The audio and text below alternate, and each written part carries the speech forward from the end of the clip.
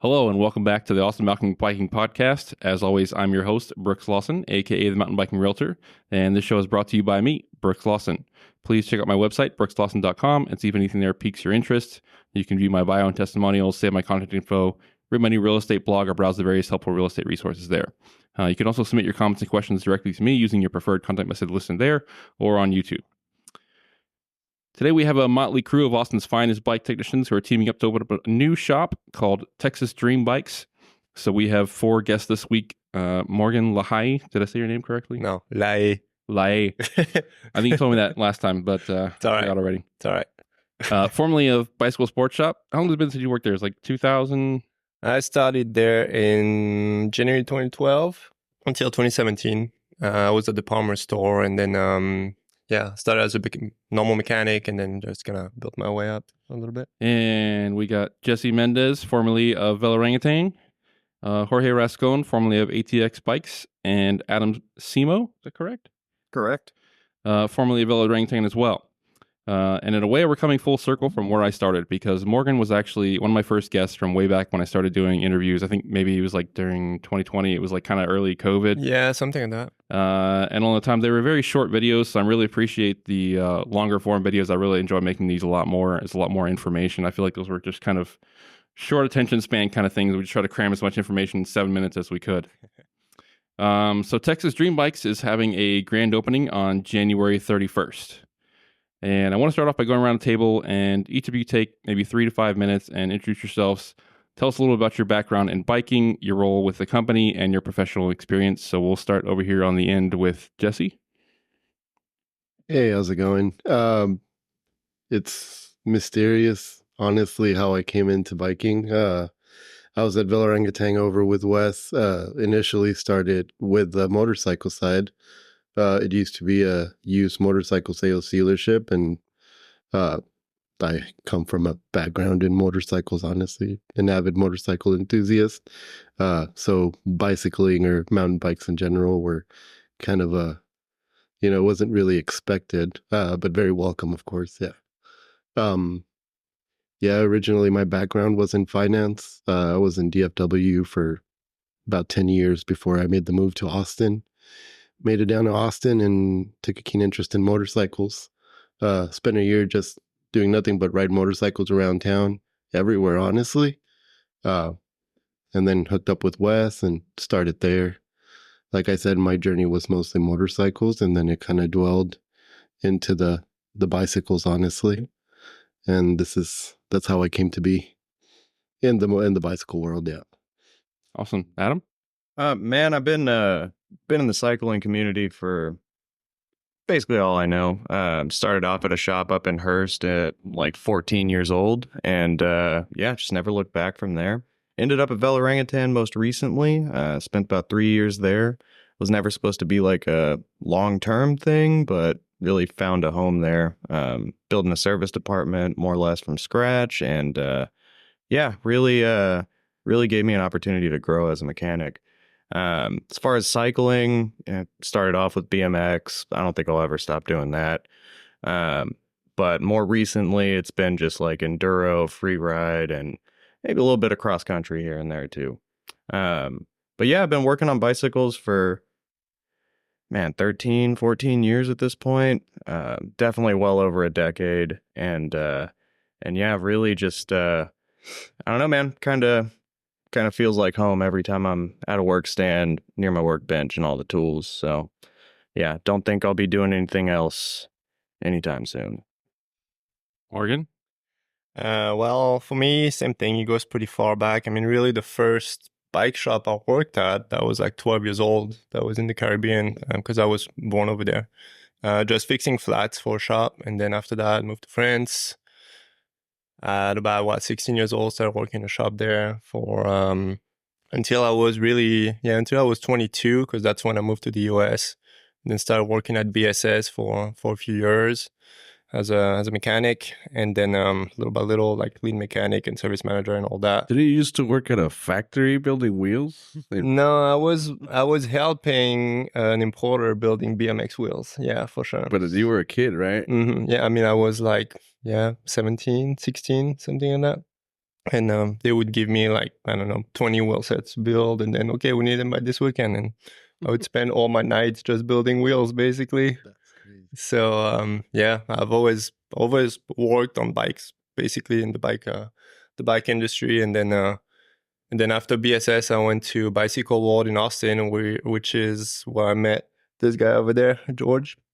We worked together over there for like 3 years, something like that, and it was really Almost cool. 3 years. Yeah, almost 3 years until the shop closed, and then I kind of started doing my own thing, which is when Brooks came over and did my first interview, I guess, 2020 roughly, and yeah, and now things just kind of led us to this spot, being with Georgie again, being with the boys from Velo Orangutan, and just kind of going all in, doing this thing together. It's gonna be awesome.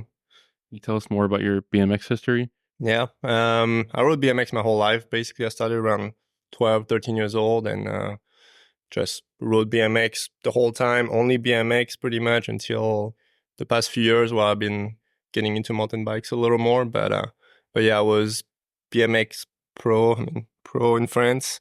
And then that's why I moved to Austin, really. That's what brought me here, because Austin is BMX mecca in the world, really. Every BMX rider in the world knows Austin, Texas. So it's like a dream for a BMX guy to be here in Austin. So yeah, I had the opportunity to move here, got my backpack, my BMX bike, left everything in France, and just came to America. And Is it still a BMX mecca? it is. It's changing a little bit, but it still is.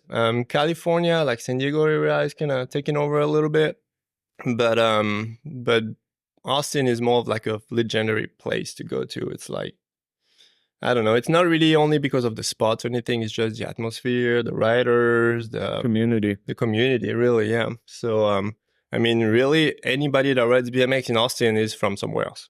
That's basically what, other than Chase Hawk, that was born and raised in Austin. But other than him, everybody else is moved to Austin for that. So That's what brought me here. yeah, exactly. So yeah, well, I mean, I still love it here. I'm sure you do too. Yeah. Even if we don't ride as much BMX bike anymore, I just feel like it's the place I want to be. Like, I don't see myself really anywhere else right now. I've been here since I moved to the US in 2011, and I still love it. So yeah. George? Well, for me, biking. I mean, kind of similar to Jesse. I started with motorcycles. I started riding pretty early, and then right as I turned 21, weirdly enough, I never had money to buy a bicycle. I was always a skater. But never a bicycle guy, just because bicycles were expensive. And when I was like 21, I think my brother wanted to get it. He was already into road cycling. And he wanted to get me a little bit into it, but it didn't really caught on.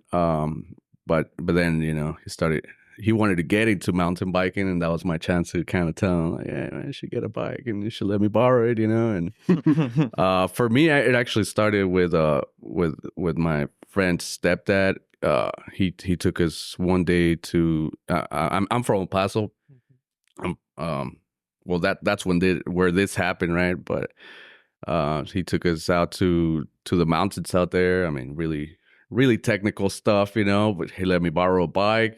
I think I didn't even go with a helmet, and I just remember having so much fun. It was a hassle. The bike barely made it back to the thing, basically self-destroyed because it was a Next or something, I probably would have been easier for me to hike the trail than to actually bike it, but I just remember having a lot of fun, and then I don't know, I was hooked, and after that, got a real bike, or what I thought was a real bike. So yeah, this was like 2020. No, it was before. Yeah, that. 2012, something like that. So yeah, for me, that's where it started. Then I started working for a shop out there in El Paso. One of my friends, she used to work there, and she was like, "Yeah, I mean, you know mechanics, right? Like, you should work at this bike shop as a mechanic." And I met this other guy named Jesse, not you. And he did his best to try to show me everything, but everything he showed me was wrong. I found that later to be. That's a good I way didn't to find it learn. at the time, you know. But Like college. you know, he was a really cool guy. But yeah, from there, that store I started working at was called Adam Cyclist. Then soon after that, that's when Trek wanted to buy everything, and we turned into a Trek shop. Then we opened another one on the west side, super successful. It's one of the nicest shops you could go to. Paso. You know, Paso for sure. Then after that, my girlfriend, you know, she had just graduated from Texas State, and you know, she wanted to move to Austin or whatever, and I decided to make the move over here. That's when I started working at Bicycle World, like what was it? July Yeah, because you started before 2017, me. and then you started like August, right? I started November, I think. Oh, November. Yeah, but you were already there Couple for months. a little bit. Yeah. Yeah, and then from there I went to ATX Bikes for like 2 years, and then another 2 years at Bell Orangutan. That's kind of Cool. But yeah, kind of always done this as well, you know. So where are you guys located? We're right off of Ben White, like directly across 290 from where Bell Orangutan was. We So could see it from and here, actually. We actually can see Bell Orangutan from the front door of our building. But yeah, right across the highway. You know, off of Congress and Ben White, in between the Wendy's and the billiards bar down the way. So speaking of Velo, without divulging anything that you shouldn't, can you give us any kind of insight as to what happened there? Is just the industry and what's going on when it's just low demand? It's a bit of a complicated question, honestly, because as most people that walked into Bell Orangutan know, Bell Orangutan wasn't just a bicycle shop. Like there was a lot of different stuff going on in Bell Orangutan, aside from, you know, what we did with bicycles. When I first started Bell Orangutan, you know, it was just Wes building Da Vinci race bikes, you know, for his buddies. And over the years, you know, probably about 2015, 2016, we started growing it, getting a bunch of different brands in there and built it to what it was. And in all honesty, it wasn't really a service shop until Adam got there. Adam was generous enough to give us his expertise and really helped me build it into what it became on the service end, you know, because it was originally just strictly sales, you know. There was not much service going on. Yeah, there wasn't a lot of service going on. You know, I don't come from a bicycle background. My thing was always sales. You know, I've always been good with customers. That's kind of my background. But it was very sales focused. And it wasn't until Adam got there that I realized that there was definitely a need for it.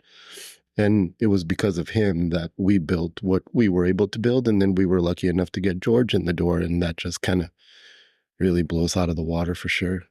Yeah, we had a really solid crew over there. It's definitely, you know, a bit bittersweet. I mean, obviously sweet because we're doing this, but I've always told Morgan a bike shop is not really a place; it's a group of people. Indeed. At least that's what, you know. Yeah, I think indeed. that's what makes up a bike it can be shop. said about any workplace, but specifically bike shops. I mean, like, McDonald's will always be McDonald's, dude. True.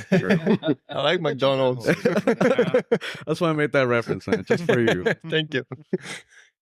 Yeah, I mean, we're going to spend more time here than we will at home. So, Mhm. And that's what I had told Morgan whenever, you know, Bicycle World ended, you know, we kind of wanted to do our own thing. All the tools were bought from that place. And I mean, yeah. I don't know. It was just not the right time for us, you know, but I always told him, like, dude, like, the people come for us, not because it's a place, you know, so. Yeah, but back to the Velo question, man, it's a tough answer, and I'd be lying if I said any of us had the exact reasoning behind why. Sure. It sort of blindsided us just the same way it blindsided all of y'all. Mm-hmm.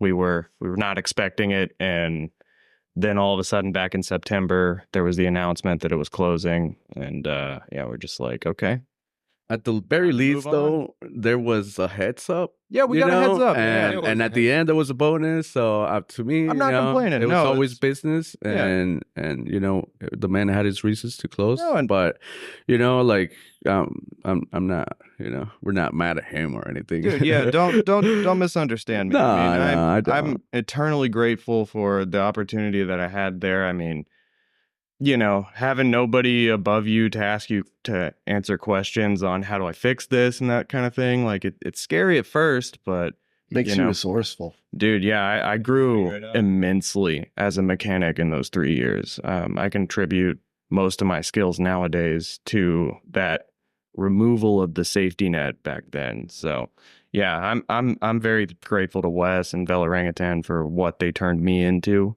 and what they allowed me to build there. Kind of gave me the skill set to come do this. Awesome. So tell me about this collaboration. How did it come to be? I know, Morgan, we talked previously, and you had the name quite a while ago, and you're talking about opening up a trailer or like some kind of mobile shop. Yeah, yes or no. Like for a while, I was doing it from my garage, and everything was. It was great. It was working well. Had a good customer base, and then it was comfortable doing it from home. Not much overhead, so it was just a comfortable place to do it from. But I'm always thinking about what's next. That's just my brain just never stops, and I knew that at some point I would just it would be too much in the garage. It wouldn't grow any bigger than what it was, basically. So I was always trying to find little ideas here and there, but I never really wanted to open up an actual bike shop because I like sales and everything, but with the internet and all the shops in town and all that, I had always felt like it was almost a race to the bottom in a way, where it's like, who's going to be the cheapest and this and that. And it's great for the buyers, but like, if you don't make money, you can't stay open. So I was always trying to find a way around it. And for a little bit, I was thinking about like, yeah, well, maybe we could have like a big trailer and empty it out and do a rolling bike shop out of it or something like this. But same thing, those were just a bunch of ideas. Yeah, and I've always been, I've been a bike mechanic for my whole life. So that's what I know, that's what I enjoy. And I really, truly love working on bikes. Like it's fun to me to spend some time having a bike on the stand, building a wheel. I love building wheels. Things like this it's something that I enjoy to do. So I wanted to keep like some service oriented stuff going. And yeah, when I heard about all those shops closing in town and everything, well, why not just going with the guys that I know, that are already my friends, that I already worked with. I worked with Adam a little bit too back in the BSS days because he was at BSS as well. And we just kind of sat down all together and just kind of discussed it. And yeah, let's go for it. And that was kind of like the once the idea kind of got thrown out there, it was crazy how everything just sort of fell into place. It all just felt right from it, like the inception of the idea, I would say. We got together, we had some meetings at a local brewery, and Shout out to Nomadic. And yeah, that was our office for the first few months. We'd meet weekly and just sort of plan stuff out, and we all just kept saying over and over again, I can't believe how everything's just falling into place. It's like the stars aligned, and Felt natural. yeah, we didn't really have an option not to do it. It just seemed like it would be dumb not to. So yeah, we felt like And honestly, the biggest driver for that was going through what we did with Velo and so many customers asking us, so where are you guys going to go? Like, can I still bring my bike to you? Like, are you going to work out of your garage? Are you going to another shop? Like, a lot of these guys had like dedicated customers that, specifically came in, like George said, because that was their mechanic. Not necessarily just the shop, they were comfortable with George, they were comfortable with Adam. And we had a lot of people ask, like, well, where are you guys going to go? Where are you guys going to be? So that was a huge driver for us in filling that need and filling that void that was going to be left after Velo closed. Yeah. Yeah, that was my first thought when I heard they were going to close up shop. There's going to be a huge void in really all of South Austin, but especially the hyper local area. Yeah, that was an opportunity really for us to kind of get all together and start something different that doesn't really exist yet in Austin, where it's just focus on service. We're not gonna sell bike. We're not stuck to any brands. We can work on anything, anytime. So we just felt like it was the right timing to do it, and just kind of got all together and started the process. Yeah. So do you guys have any plans to contribute to the community? Absolutely. You know, we've got plenty of talks and plans of, you know, getting a mobile support vehicle, you know, build out a van, and you know, we want to go to all the races and bicycle events that we can kind of, you know, get somebody out to, and just, you know, provide some neutral support. And then we just want to provide, you know, really high quality service that we've all individually been providing for years. Just want to have that in one place for the mountain bike community and all cycling communities around town. Could be some trail work weekend here and there as well. Yeah, we'll shovel some dirt. Yeah, we're no strangers to that. Yeah. A few dig days. However we can help, really. I mean, we feel like we want to be here, we want to be present for people that We don't that have can much money right now. We got our able bodies, you know. Well, I mean, I can tell you as someone who knows all of you guys and is a member of the Austin Ridge Riders that you know, we're going to be happy. We're going to have plenty of opportunities to support you, and it's, you know, it's not going to cost you a whole bunch of money. It's going to be something. It might be just even showing up to the races. You know, we do that with Dialed a lot. We just call them and say, hey, we're holding an event. Do you guys want to come out and do like support, bike support, tech support? You know, they bring their van out there, and there could be some opportunities like that. We're also working on some other sponsorship opportunities that are not disclosed at the moment, still in the works. So we hope to help you guys with that on that side. And we're open to ideas, of course. Yeah. What I really enjoy doing at Bicycle World was the Nike races. That was a lot of fun. Yeah, you went to a few of them. Yeah, neutral support, providing neutral support. I mean, I really enjoyed that. I would like to continue doing that. Yeah, some of my best days at my past shops were at like you know, those 150-mile like charity, not really a race, like the MS 150 and stuff like that. You know, some of the other shops I've worked at, we'd go do support for those, and it was always just like a good time the whole day. You know, you feel wholesome doing it too. It's always cool to see your customers at a race too. Yeah. Like It coming to is. say hi and have a drink with you and all that. It's cool. It's We used to do Ironman too. yeah, we did a few, the one in Waco and all that. And the one here in Austin too. The one in Austin, yeah. That's Hopefully we bring it back, and I mean, we'll be there. Yeah. So is there anyone specific that you want to shout out that maybe helped you to make this happen or supported you in this venture? Our families, Yeah. my wife, my All baby, of our you wives, know, like, we've been really honing this down and dedicated since we got the keys. What was it, mid-December? About a month ago, a little over a month So it's ago. been pretty much nonstop, you know, morning to sundown, trying to make this happen, make it a Totally. reality. Haven't And had a day honestly, off. looking back now, when we were having those meetings over at Nomadic, it was cool to imagine, right? And then to see it come to fruition, it's really rewarding for sure. Yeah. I want to thank also, Kayla, my wife, taking care of the baby. She's helping us with all the design, the logos and all that. So that's really awesome. I think I saw a photo of her painting this one behind us, right? Yeah, painting days. She did a great job, too. Yeah, she did awesome. So We couldn't have accomplished that. no, she's doing like a little bit of the decor and stuff like that. It's cool, and she loves it. So I'm thankful that she can help us out in this way for sure. Yeah, I'm gonna shout my partner Paige out real quick. I would be, no joke, homeless without her right now. So Wow. great. Well, not literally, but yeah. I mean, we're not getting Yeah, You know? we are not getting a paycheck we're yet. not getting a paycheck, and We're getting a lot of spending. we but- haven't been getting a paycheck since, you know. Money's The been joys going of- out. The joys of being a business owner. Yeah, no, for sure. But something that we're proud of that I really want to push is that we don't owe any money to anyone. Yeah. It's all on us. We're figuring this out and we're pushing through. No and angel investor, no blank checkbook, nothing. It's nothing. We're going really in. We're been figuring just it out. us. No big company that throws a big, credit on you, but let's, have control over you too, Yeah. So it sure is a little bit harder sometimes, but we're proud of that, and at the end, it's gonna be awesome. It's gonna be a really cool thing. And what type of services are you guys planning to offer? We're definitely going to lean it. Well, first off, all of them. Everything. We'll be a full service bike shop, whatever you need, broken bolts, sketchy repairs, whatever you need. But With the we're exception gonna- of carbon repair, yeah. yeah, we're not doing carbon And repair. paint. We don't do paint and carbon repair. But we'll fish those broken bolts out of there for you.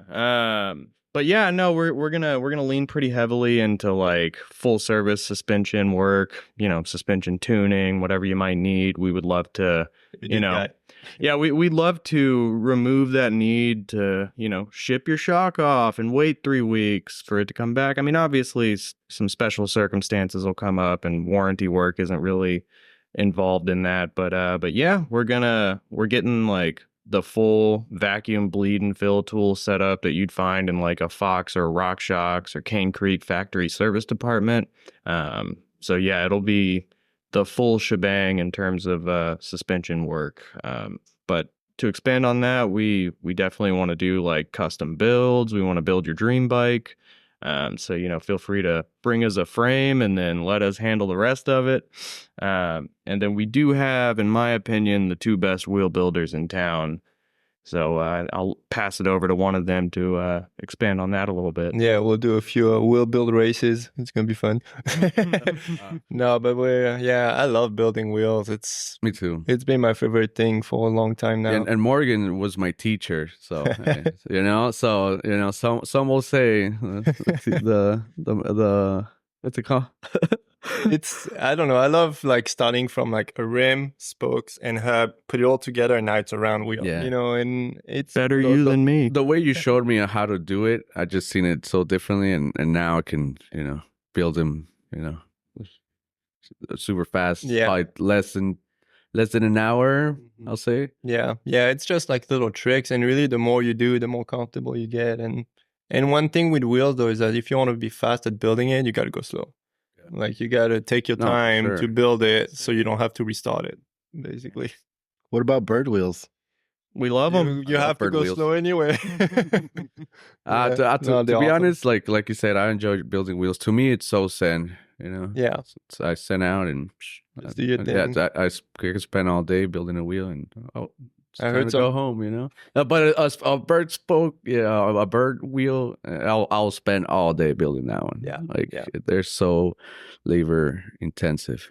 Well, it's even he's good more at it. days, like multiple days, because you have to tension them, let them sit overnight, tension them again, let them sit overnight. It's just almost a big like process. alive, Yeah, it's a process, but the reward is really cool. And having those like stringy spokes like this to I start have with, combed it before. really? like a little. It's fun. It's fun. I love those kind of things for sure. Yeah, any new innovation's usually cool, especially when it stands that initial test of, is it going to stick around? I think the bird stuff's past that. But we're not exclusive to mountain bikes. That's true. Yeah. I miss when Bicycle World closed down. I never saw my tri-bike clients anymore because I went to ATX, so far away from the clientele we used to have. That but Yeah, I miss those customers. They were good Yeah, 'cause customers. Bicycle we really World liked those guys. they were very like triathlete heavy. We kind of turned it into a mountain bike later on. Yeah, which was really cool. We kind of turned it into a mountain bike spot. I feel like where it was really like full on tri bikes for a long time. But yeah, you're right. I mean, I also miss those people because those bikes are just so complicated, and I like that. And one of the things that we're talking about too, about like the community, we wanted to get those clinics back on. Free clinics. We had triathlete clinics. Brandy Sweisgood and Natasha Vandermeer used to do them. They were awesome. And probably some mechanic clinics here and there. That was something we used to do a lot, and it was a lot of fun. Yeah, I want to come up with some kind of clinics where people can come in and learn how to adjust the derailleurs, the brakes, like just basic stuff, and then more involved stuff if they want to as well. Maybe we can do like some more like specialized clinics for maybe a suspension clinic eventually and stuff like that, like doing like a 50-hour service on forks and air shocks and how to set it up, stuff like that. Yeah, things that we just want to share our knowledge with the community, really, is what it is. Yeah. Theory that's what it was class. before. I really enjoyed doing all that. It was fun. Yeah, it's fun for sure. I mean, we all love nerding out on that kind of stuff, and I know we look like we're just mountain bike mechanics, but no, you'd be surprised. Road we've all bike, got gravel bike, BMX, the whole nine Yeah. yards. all Everything. Anything. I have been elbow deep in the most complicated tri bikes you can imagine. and, Surons. yeah. E-bike. I Surons, was gonna say e-bikes. e-bike. Yeah, e-bikes all day. We haven't done any Surons, but it's got 2 wheels, so nah, maybe down the road. Yeah, we'll see. But yeah, Bicycle e-bikes. parts. True. George loves working on e-bikes. Yeah. So, Yeah, that's our I'm not e-bike even mechanic. kidding. Right So there. yeah, we're definitely gonna be able to do a lot of e-bike stuff and maybe even e-bike warranty. We're kind of looking into some things here and there with some brands. So Yeah, I mean, we already We always partnered wanna- with Shimano, and we've got maybe a Bosch partnership in the works too. So that leaves TQ and maybe a few smaller brands. So It's growing. All that is growing, and yeah, for sure. there's not Yeah. much support. And what kind of bikes are you planning to sell? None. yeah, we'll have a full complement of parts and anything you could need us to order. But Yeah. we're staying away from new bike sales. I mean, never say never, but as of right now, it's definitely not in the plan. Yeah, exactly. I don't know. We'll talk about it. Maybe maybe I don't know yet how and that if that's a thing, but looking into doing some used bike maybe. But we'll see. We'll see. Our main focus on like that kind of stuff is just going to be support, I think, for people that have bikes already, and like I Or said, former if you want to, customers, yeah, Or people that want to build a pretty frame. that too. Yeah. If you want to do a custom build, we are more than capable of that. But yeah, I think the main focus is just going to be getting with some of these manufacturers, as many as possible, and trying to set up like some sort of support relationship with them to where we can actually continue to do warranty claims and things like that, just to sort of keep us from having to send anybody out the doors. Out the door. Yeah. Yeah, I want to be able to since work on- COVID, or since 2020 or post COVID, we saw a rise in the direct to consumer sales, right? Like Yeti started doing it, Ibis started doing it, Revel started doing it, to where you don't necessarily have to walk into a Revel Yeti shop to get your bike, It Yeah. also brings the question, so when I do need any sort of warranty, where am I going to bring my bike? Some people don't have, the convenience of having a Revel or a Yeti dealership. Ideally, what we're looking towards is maybe becoming some sort of authorized service center as far as warranty repairs go. Maybe not necessarily the sales aspect, but more the support aspect. Yeah, we're working with talking to a couple companies about see how we could work that out. So yeah. Yeah, we want to be able to completely focus on service, and in our experience at the many bike shops that we've worked at in the past, service is usually the redheaded stepchild, just kind of ignored and pushed away and necessary evil of the shop. And we just really want to be able to focus on that like high end service expertise experience. Nowadays, I feel like square footage is the biggest enemy for bike shops, because You got to pay the bills, COVID created such a false demand too, for like you're saying, like Temporary demand. you're looking for this bike, you go to all these bike shops asking the bike shops for that bike, for that large bike, they all order one for you, and you bought it from the online, and now they're stuck with a bike, and now that bike there, it loses its value, basically just sitting on the floor. So right now that's a big enemy to bike shops, and now they're looking into service. But I mean, like you said, it was ignored for too long, maybe. And that's one thing that we stoked on, is that here, since we don't have to have a sales floor, like we can make the service department awesome and really use all the space for it. Comfortable. And, comfortable and Efficient. and it feels good, because I mean, you go to any shop that I worked at least, like service department is like, you have a small toolbox that you work on top of. Your hands are and always tied. you don't have There's- anything you There's can. not much you could do. Exactly, it's tight. It's not very comfortable. You can't do what you want to do.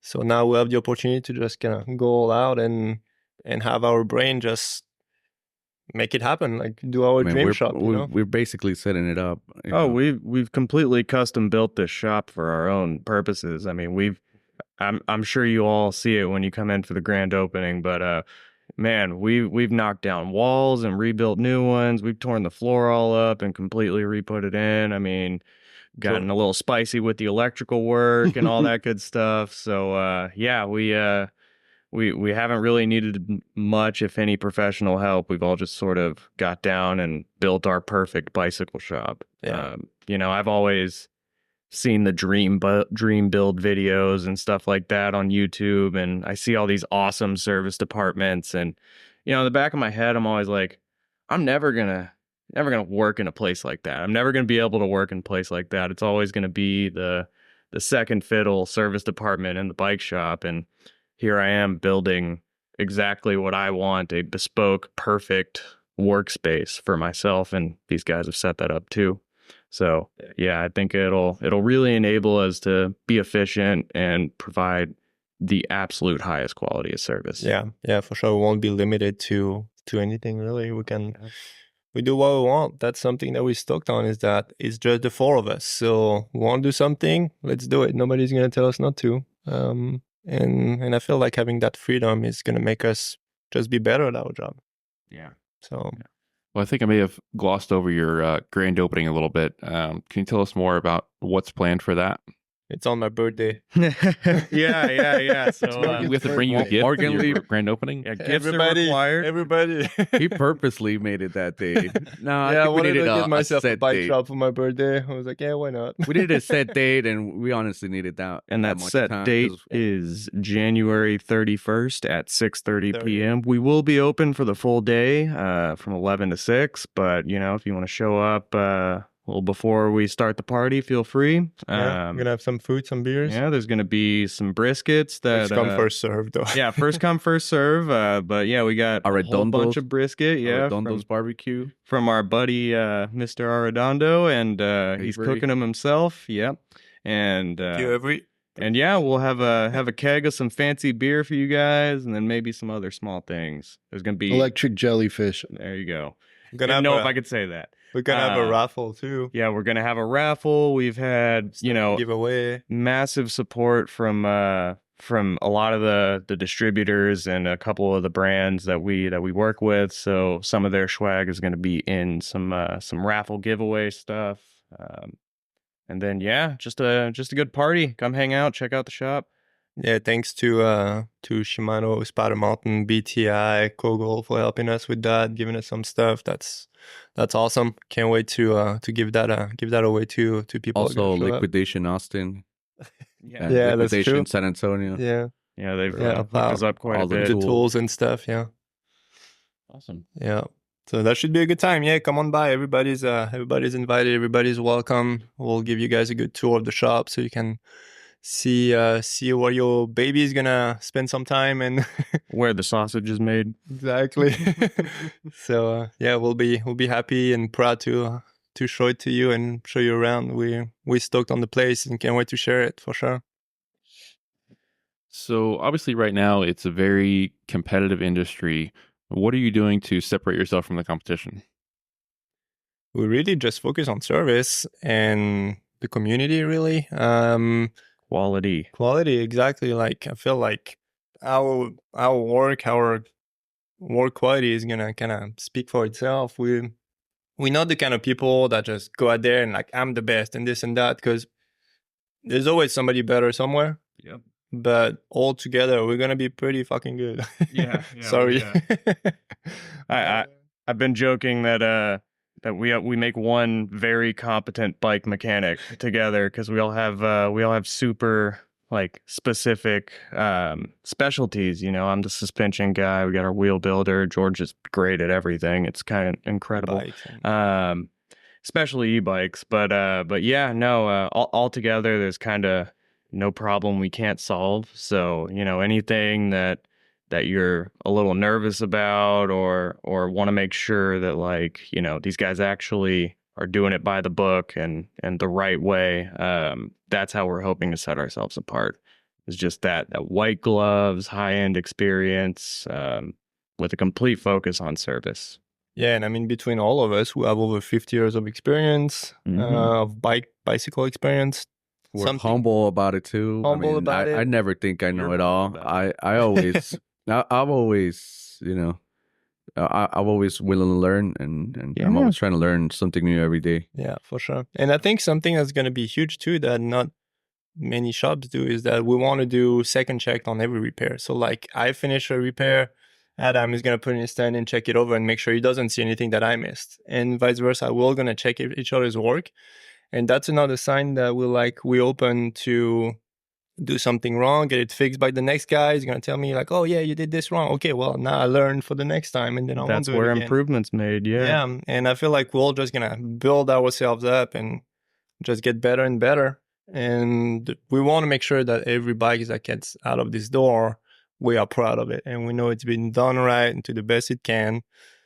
And that's how I think people will remember us and come back to us in the future, is because things are going to be done the right way We the want to first time. be the reason why you want to race, not the reason why. I mean, I've never been a reason. I feel like I've never been the reason why somebody has not finished or lost a race. But Yeah. we want to be the reason why you want it. Also, Never got that Not phone just- call. not just finish it, but win it. Yeah, when you work with triathletes that are prepping, like I was working with a customer of mine that's like I've known for over 10 years from BSS, and he went to Ironman Kona a few months ago, and he trained for that race for almost a whole decade. Like that was his dream race. Mhm. And 2 weeks before, he broke his frame, and I had to find him another frame and swap everything and get him set up and do all that. And then he left without even riding the bike, basically.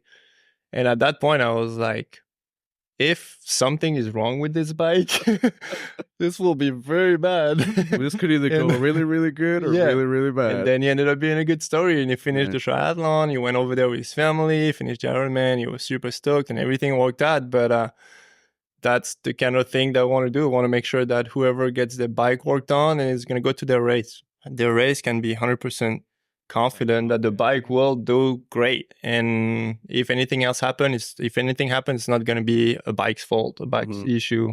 So that's something that we want to definitely make sure of, because some people put their life in the line for races, between training, the hours of training, the money they spend, the this, that, family and everything.